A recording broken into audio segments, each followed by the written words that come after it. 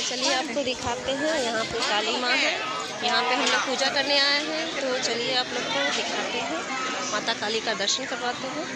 तो चल सकते हैं।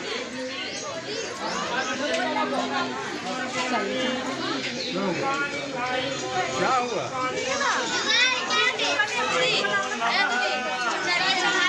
तो आप लोग को माता काली का दर्शन, यहाँ पिंडी के रूप में माता काली विराजमान है। तो आपको माता काली का दर्शन करवाएं और इसके बाद यहाँ पे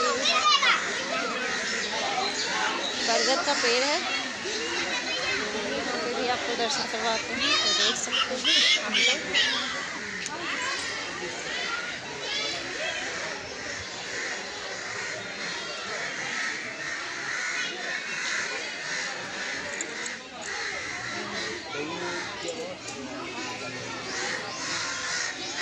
तो ये बहुत ही प्राचीन मंदिर है, जहाँ आपको लेके आए हैं।